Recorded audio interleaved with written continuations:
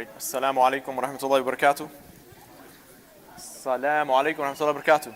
وعليكم السلام ورحمة الله وبركاته. Bismillah walhamdulillah wa salatu wa salamu ala rasulillah wa ala alihi wa sahbihi ajma'in. Rabbi shrah li sadri wa yassir li amri wa hlul uqdatan min lisani yafqahu qawli. Bismillah. Inshallah, today I wanted to just touch upon the ayah from the Quran. If everybody could just calm down for a couple of minutes. Basically, we did a khutbah on this, on the deception of the shaitan. And this verse is very powerful. It is about the shaitan when he would address the people of the hellfire after the matter has already been concluded and people have already been destined to the hellfire. So these people in the hellfire are hoping for some good news and nobody is speaking to them, and all of a sudden shaitan himself comes and gives a speech.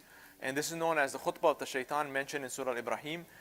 It is a blessing from Allah subhanahu wa ta'ala that He has mentioned this in the Quran so people know of what to watch out for, and also to recognize the deceptions and the severity of how ugly this enemy is and how dedicated he is towards making sure that everybody ends up in the hellfire. May Allah protect us from the hellfire. So this ayah is in Surah Ibrahim, and we'll just go through very basic understanding of it so that we can see and appreciate how severe the animosity of the shaitan is.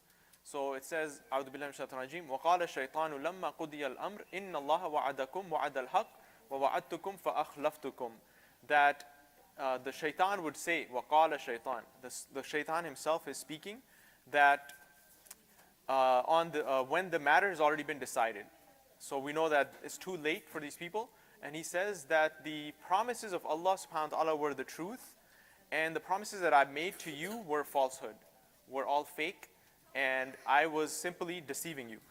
وقال الشيطان لما قضي الأمر إن الله وعد الله وقال الشيطان لما قضي الأمر إن الله وعد الله وعد الحق ووعدتكم فأخلفتكم وما كان عليكم من سلطان إلا أن دعوتكم فاستجبتم لي. And I was simply calling you and giving da'wah to you, but I did not have any authority. I was not a sultan, or I did not have any authority over you. I was simply calling to my way, and you are the one who responded. So he is now reminding us that don't blame me, but it is your own decisions. All I did was waswasa. I whispered for you to do certain haram things, but I did not force it to you, and I was just giving my speech and my da'wah, and you responded. What's the next part of the ayah? فاستجبتم لي فلا تلوموني ولا ولوموني أنفسكم ما أنا بمصرخي وما أنتم بمصرخي. That do not blame me, but blame yourselves. Neither can I be of any help to you, or neither will you be able to help me today, because it's all over for us. And imagine, like as some of the scholars mention, if somebody stabs you, right? This is like the shaitan kind of stabs you. You know, he deprived people of Jannah, and it's a serious matter. And now he is making the wound even worse, right? He keeps on twisting that dagger to make you feel worse and worse, and keeps on reminding you of how bad the situation is, and blaming things back on you and saying, "Don't blame me, blame yourself." And I only called you, but you had the power to make your own decisions, and you made the wrong decisions. And then he mentioned at the end that indeed the punishment of Allah subhanahu wa ta'ala is severe.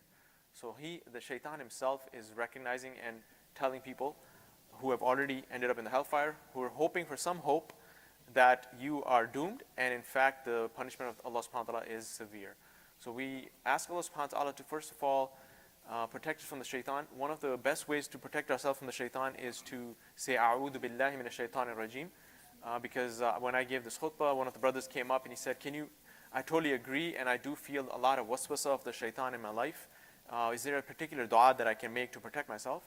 And is the isti'adha, A'udhu billahi minash shaitanir rajim, is one of the best dua against, because what are you doing in this dua is you're seeking refuge in Allah subhanahu wa ta'ala.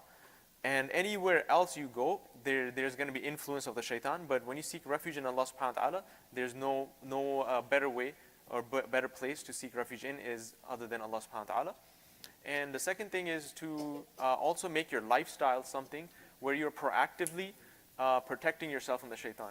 Because a lot of times people kind of take things easy, and might not be doing anything haram, but it becomes habits, and slowly the protection of protection against the shaitan is removed. For example, the prayer. He would never tell you to not pray the 5 daily prayers, but he would come and say, it's okay to skip sunnah today, or pray a little bit late. You still have a time window. And slowly, you start skipping your sunnahs. You start praying when it's getting late. Doher times comes in at 1:30, and you have up till 5 o'clock, and he makes you, keep delaying it, and you pray around 4:45.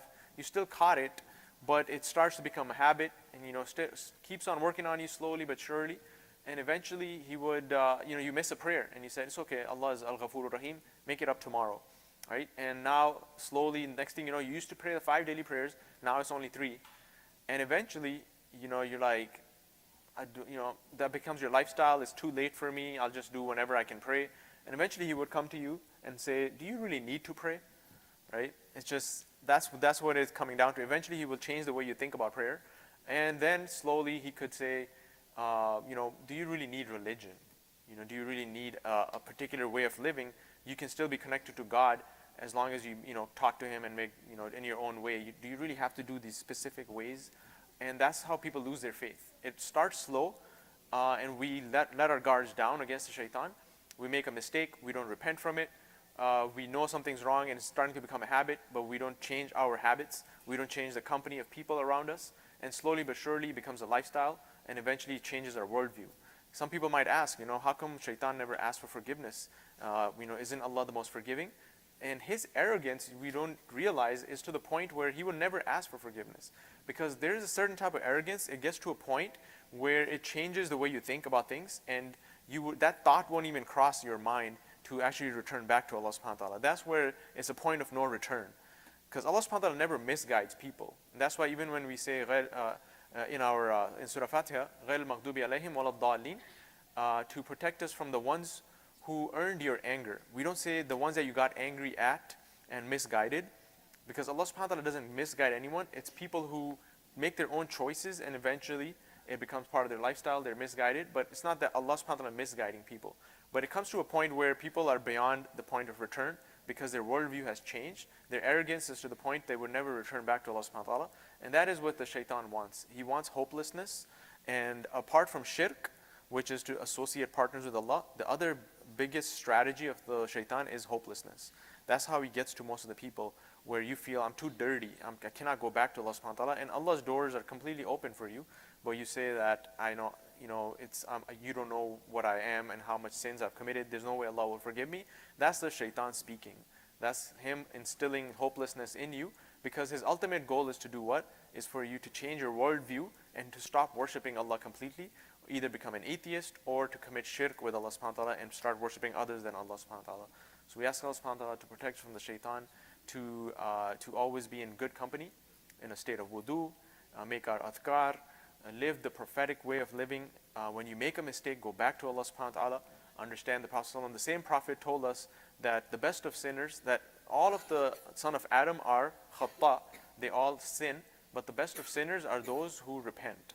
Right? So there's no way to avoid sin, there's always going to be mistakes, but the best thing to do is break the pattern right away. If you miss Fajr, don't let it happen the next day, break the pattern, because as it becomes a pattern, that's what the shaitan wants. And this is the best techniques, I would say, is in a practical way, apart from our du'as, is to live a lifestyle where the sunnah of the Prophet ﷺ is in it, and you have good company around you, and you're connected to the Quran, and inshallah you'll always be protected.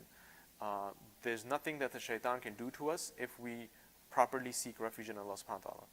So may Allah subhanahu wa ta'ala make us strong against the shaitan. Subhanakallahumma wa bihamdik, nashhadu an la ilaha illa anta, nastaghfiruka wa natubu ilayk. May Allah bless you guys, and jazakallah for coming out today and listening to the prophetic smile. Inshallah we'll have snacks. Assalamu alaikum.